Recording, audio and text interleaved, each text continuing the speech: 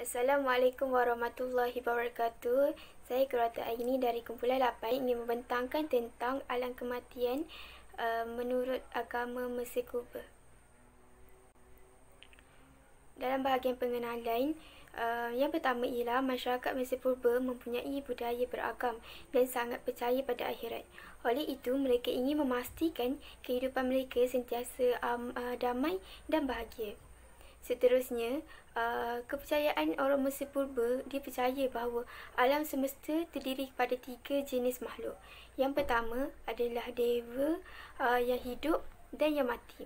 Jadi mereka tinggal dalam sebuah masyarakat polisteistik yang bermaksud bahawa bukannya menyembah hanya satu Tuhan. Mereka juga merupakan agama yang menyembah banyak Tuhan dan dewi yang berbeza, iaitu mereka menganggap bahawa Tuhan-Tuhan adalah manusia rohani yang menentukan nasib manusia dan segala-gala yang berlaku.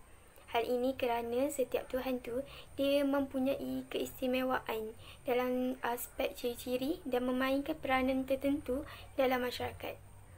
Pada pendapat mereka juga, keabadian jasad dipengaruhi oleh Osiris.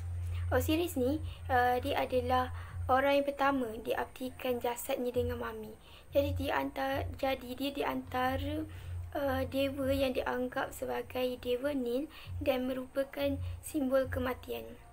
Kepercayaan agama Mesir Purba juga berkait dengan alam kematian ni banyak menceritakan tentang cara penjagaan dan pemulihan mayat dengan baik.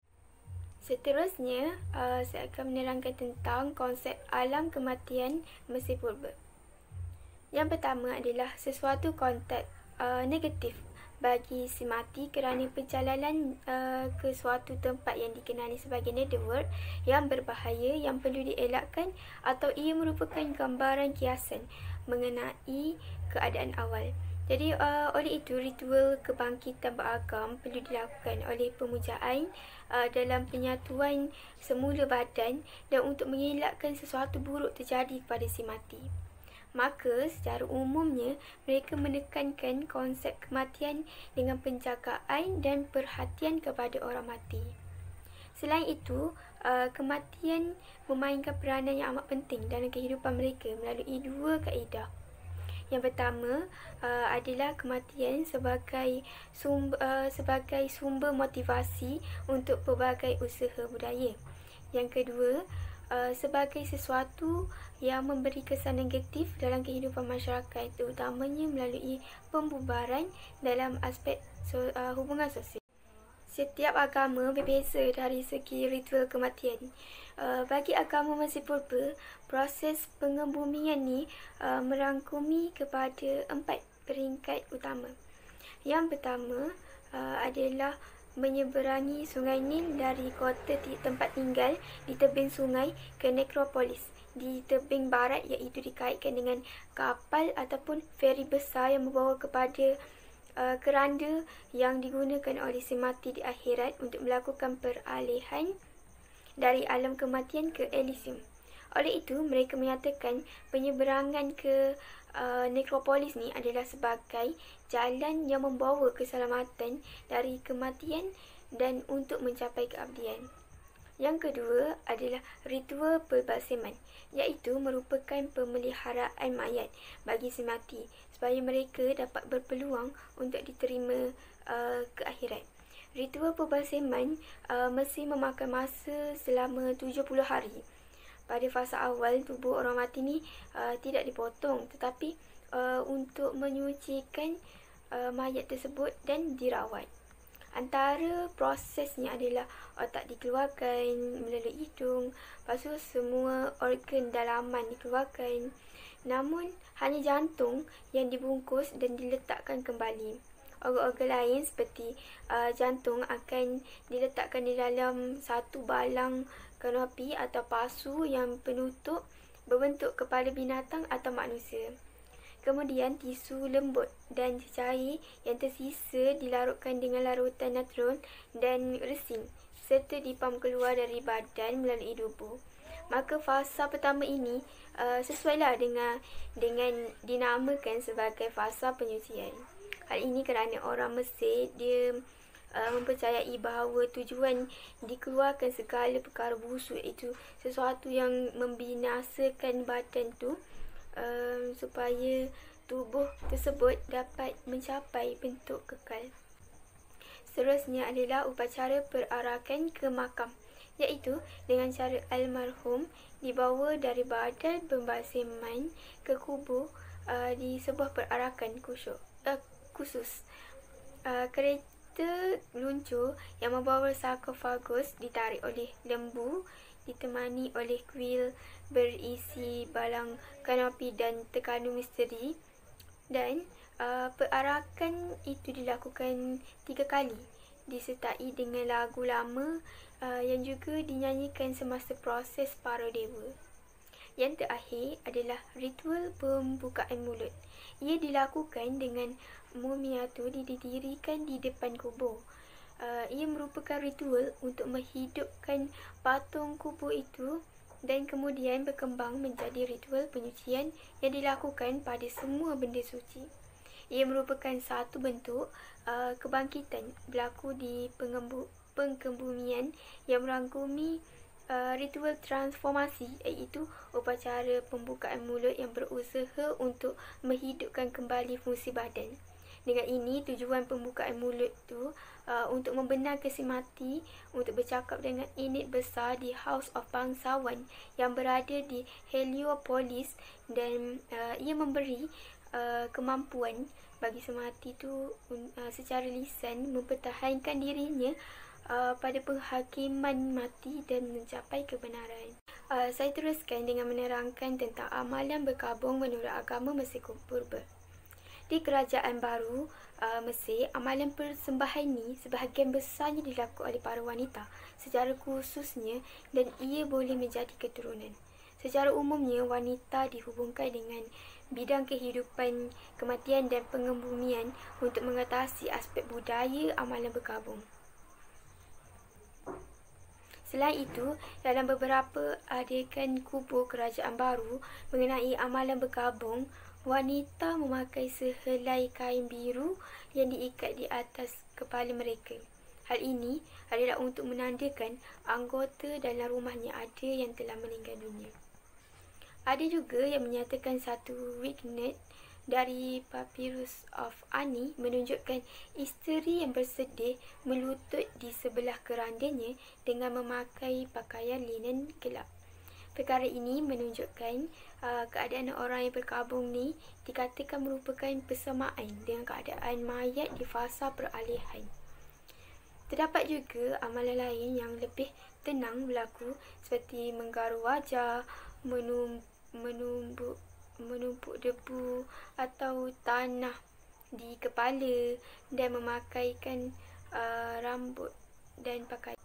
Konsep eskatologi menurut agama Mesir Purba, iaitu perjalanan Kadamba. Kebanyakan orang kuno dan moden dia menganggap manusia ni sebagai jiwa atau semangat.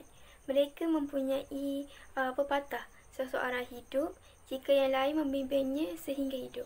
Seperti kefahaman bagi orang Mesir kuno, dalam pepatah tersebut memberi maksud ada beberapa aspek yang penting dalam dari segi kepribadian manusia yang tidak terhapus jika seseorang itu mati.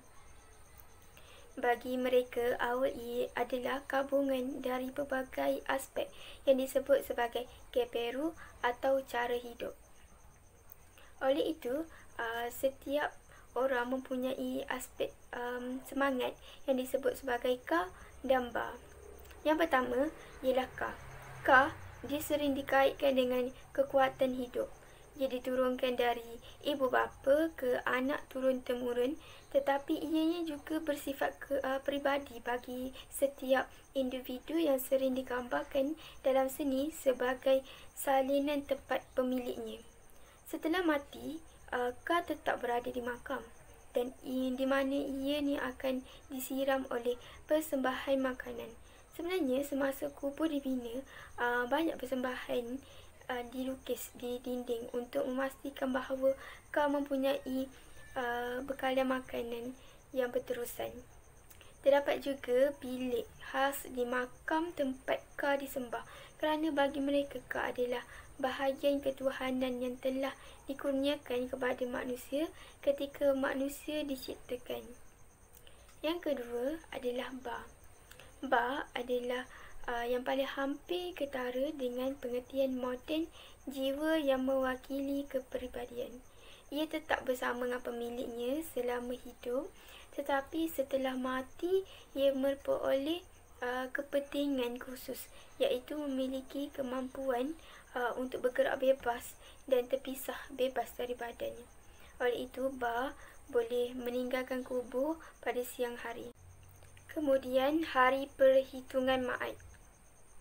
Menurut konsep utama kosmologi dan etika Mesir, ma'ad ini merujuk kepada Dewi yang memakai bulu burung unta di kepalanya dan juga merupakan Dewi kebenaran, keseimbangan, ketertiban, undang-undang, moral, keadilan dan sebagainya. Jadi ia berperanan sebagai menghitung jiwa orang mati bertetapan dengan lambangnya adalah tanda 3 yang menunjukkan tahta para dewa yang bertindak sebagai hakim.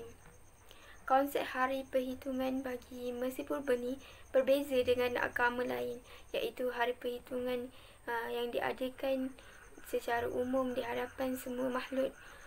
Sebaliknya, konsep hari perhitungan bagi Mesir Purba ialah jiwa mereka dihitung secara individu. Tujuan ini supaya mereka diizinkan masuk ke dunia Osiris atau akan dihapuskan begitu saja. Di samping itu, di dalam kitab Orang Mati diceritakan bahawa balai dua kebenaran atau ma'ad adalah tempat di mana jiwa orang mati akan dihitung yang dibawa oleh dua dewi kebenaran. Proses yang pertama adalah jiwa akan membacakan pengakuan ritual yang dikenali sebagai 42 pengakuan negatif yang mengaku bahawa bersalah atau kesalahan yang boleh dihukum. Antara dosa yang termasuk adalah seperti melakukan kejahatan kepada manusia, penipuan, pembunuhan, menimbulkan kesakitan, menghina dewa dan berzina. Maka tujuan perhakiman ni juga adalah supaya dapat memisahkan orang mati dengan rasa bersalah dan membenarkan dirinya di hadapan hakim ilahi. Seterusnya, perhitungan melalui berat jantung dilakukan. Kepercayaan mereka bahawa jantung adalah organ yang sangat penting. Sekiranya jantung orang yang ditimbang itu sama dengan atau kurang dari berat bulu, mereka akan terus menaiki kapal Ra untuk menuju ke akhirat. Akan tetapi, sekiranya beratnya lebih banyak daripada bulu, maka orang itu akan pergi ke danau api yang merupakan neraka. Seterusnya, kita pergi ke perbezaan konsep kematian agama Mesir Purba dan agama Islam. Pada pendapat saya, berdasarkan kajian dan maklumat yang diperoleh, adalah konsep antara agama Mesir Purba dengan agama Islam ni adalah berbeza dari segi perfahaman tentang alam kematian.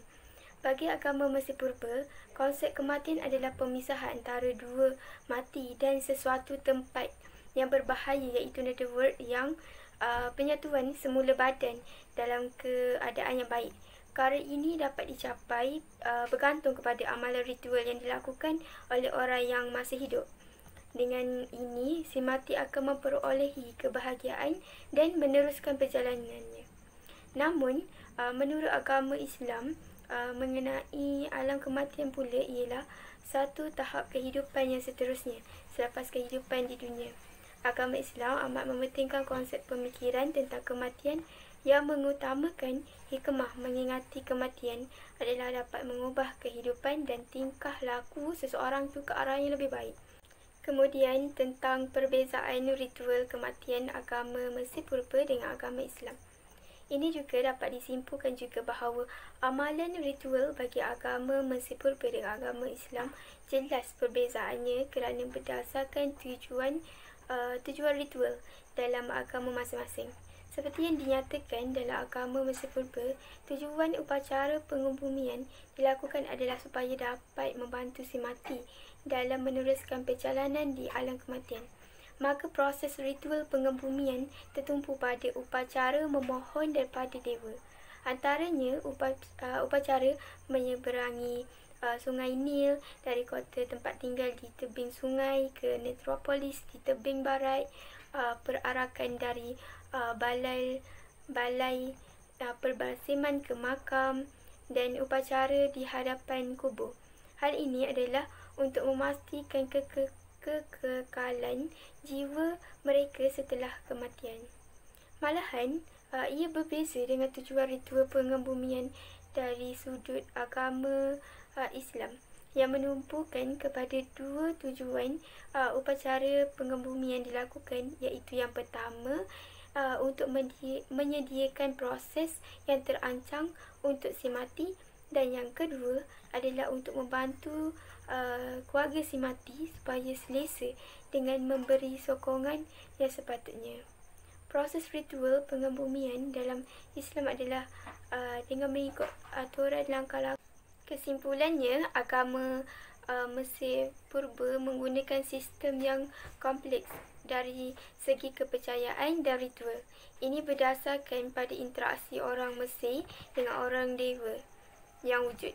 Dalam agama formal, agama Mesir Purba dari awal terletak pada Fir'aun, iaitu penguasa Mesir yang dipercayai memiliki kekuatan ilahi mengikut tahap kedudukan mereka. Oleh itu, mereka berperanan sebagai perantara antara masyarakat mereka dan para dewa, serta berkewajipan untuk mempertahankan para dewa melalui upacara, ritual dan persembahan sehingga dapat mencapai kebahagiaan di alam akhirat. Disebabkan ini, mereka berhubung dengan para dewa untuk memohon pertolongan. Akhir sekali adalah kepercayaan orang Mesir terhadap akhirat dan keutamaan amalan pengebumian terbukti dalam usaha yang dilakukan bagi memastikan keberkatan hidup mereka, iaitu jiwa setelah kematian. Oleh itu, jelaslah bahawa fahaman tentang alam kematian antara dua agama, iaitu agama Islam dan agama Mesir Purba ni adalah berbeza. Seperti yang telah diterangkan sebentar tadi, iaitu dari segi konsep dan ritual. Sebenarnya terdapat banyak lagi perbezaan antara dua agama ni. Justru itu, untuk mengenal pasti dan mengetahui dengan lebih lanjut mengenai perbezaan yang lain, saya akan teruskan dengan perbentangan kajian artikel yang menerangkan tentang alam kematian dalam agama Islam pula. Tajuk artikel yang saya pilih untuk membuat bahagian ulasan artikel adalah Mengingati Mati dan Peringatan untuk Mati, Renungan yang Hidup, yang ditulis oleh Amini Amir Abdullah. Serba sedikit tentang pengenalan penulis. Prof. Maya Dr. Amini Amir Abdullah merupakan seorang penulis, penceramah dan seorang pensyarah. Kini beliau merupakan pengetua College Counselor di Universiti Putra Malaysia. Mereka juga merupakan seorang graduan sarjana Sastera Pengajian Islam Pusat Pengajian Ilmu Kemanusiaan di Universiti Sains Malaysia Medan Pulau Pinang. Kemudian beliau juga menyambung pengajian di peringkat PhD dalam bidang pengajian Islam di University of Birmingham, United Kingdom. Yang pertama, pada bahagian pendahuluan dalam karya ini, penulis mendedahkan tentang hakikat kebenaran dan keistimewaan kematian dalam perspektif Islam yang telah dinyatakan dan dibuktikan dengan jelas yang terkandung dalam ayat-ayat Al-Quran, dan dibahagikan kepada beberapa tajuk yang terkandung untuk menjelaskan tentang hakikat kebenaran dan keistimewaan kematian tersebut dengan lebih lanjut. Penulis meletakkan gambaran tentang keadaan kematian dalam karyanya supaya memberi kesan yang mendalam dan mampu mengubah gaya kehidupan yang lebih baik sebelum menghadapi kematian. Dalam artikel ini juga ada menjelaskan tentang definisi kematian. Poin pertama adalah definisi mati ialah pengakhiran hidup manusia di dunia yang fana dan satu proses perpindahan roh manusia ke alam barzah dan alam baqa. Mati ialah satu proses terpisahnya roh dari jasad, perpisahan alam yang realiti ke alam yang mujarad. Menurut penulis, kematian akan dirasai oleh jasad yang bernyawa apabila tiba masa yang telah ditetapkan oleh Allah SWT. Maka setiap makhluk pasti akan mati. Ia dinamakan sebagai ajal mubram. Kematian akan dirasai oleh jasad yang bernyawa apabila tiba masa yang telah ditetapkan oleh Allah. Yang kedua adalah dinamakan sebagai ajal mu'allaq, iaitu masa kematian boleh berubah daripada satu masa ke masa yang lain. Kemudian saya lanjutkan pembentangan dengan ringkasan artikel. Terdapat dua skop utama yang diterangkan dalam artikel ini, iaitu yang pertama adalah hikmah dan keistimewaan kematian. Ianya merupakan satu hakikat mengingati dan bersedia menghadapi kematian yang merupakan tindak balas kesedaran manusia tentang pemahaman terhadap kematian. Ianya merangkumi isi seperti bagaimana menziarahi orang sakit, pengurusan jenazah seperti mandi, solat jenazah, mengiringi jenazah, bertalqin, tahlil dan semua aspek yang menuju ke arah mendekatkan diri kepada mengingati mati. Antaranya ialah tentang mengiringi jenazah ke kubur, bertalqin dan menziarahi kubur merupakan sebagai peringatan mengingati kehidupan, kematian dan hari pembalasan berdasarkan tuntutan daripada sabda Rasulullah SAW, iaitu larangan meratapi kematian seperti meraung dan bersedih. Menurut mazhab Syafi'i, berkaitan dengan bertalqin pula adalah sunat kerana merupakan salah satu peringatan untuk yang mati dan yang hidup. Daripada sabda Rasulullah SAW juga adalah sunnah mengenai mengiringi jenazah ke kubur dan duduk seketika serta berdoa kepada si mati supaya dipermudahkan jenazah menjawab soalan kubur daripada malaikat Munkar dan Nakir. Memberi salam serta menjaga adab-adab ketika menziarahi kubur. Selain itu, sunnah juga menziarahi kubur ahli keluarga dan membaca Yasin, doa dan bertahlil sebagai hadiah kepada mereka. Yang kedua adalah hakikat kebenaran kematian.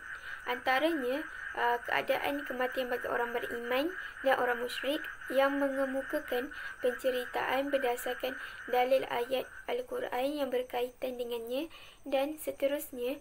Dalam bahagian ini juga penulis menguraikan tentang persoalan, iaitu seperti siapa yang mengambil nyawa manusia, apakah tidak mungkin dicantumkan dan disempurnakan semula oleh Allah ketika dibangkitkan manusia, tujuan penciptaan manusia dan kepastian kembalinya manusia kepada Allah.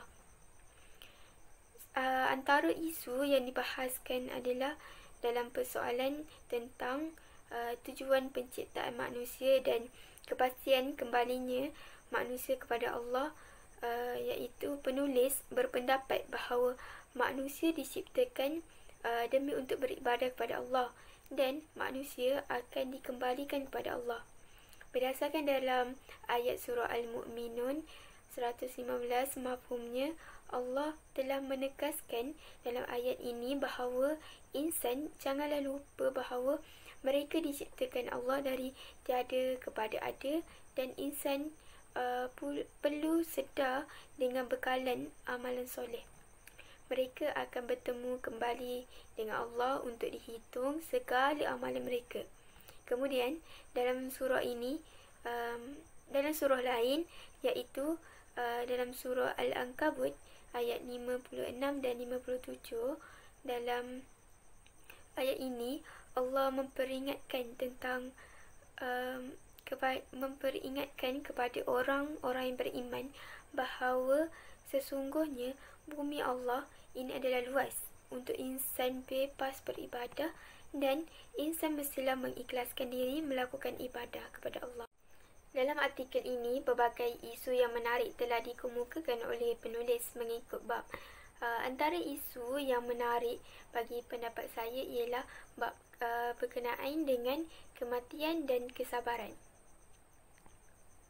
di mana penulis membandingkan tentang amalan Arab Jahiliyah dan kepercayaan masyarakat Melayu. Penulis mengulas mengenai kematian dan kesabaran yang merupakan satu gabungan elemen bagi kepentingan kepada individu yang menghadapi kesusahan dan kehilangan orang yang dikasihi. Menurut beliau, bahawa dari sudut amalan Arab Jahiliyah adalah bagi mereka kematian tidaklah disusuli oleh kesabaran, tetapi penuh dengan perkara melampau yang keterlaluan. Namun berbeza dengan dari sudut kepercayaan masyarakat Melayu, iaitu menjadikan amalan mengucapkan ucapan apabila menerima kabar kematian sebagai amalan kebiasaan. Dalam hal ini, menurut hujah penulis bahawa dalam ajaran Islam terdapat penekanan, iaitu dengan mengajar agar bersabar, tenang dan bertawakal kepada Allah dengan mengucapkan. Jadi ucapan ini juga bukan hanya sekadar untuk dilafazkan ketika mendapat kabar kematian, malahan ketika mendapat kesusahan dan kepayahan. Secara kesimpulannya, artikel ini sangat bermanfaat dengan merangkumi pelbagai maklumat yang berguna untuk mendalami hakikat kebenaran dan keistimewaan kematian dengan lebih terperinci. Selain itu, ia dapat memberi keinsafan dan mengingati tentang kematian. Antaranya, penulis memberi peringatan tentang persediaan sebelum mati atau berjumpa dengan Allah.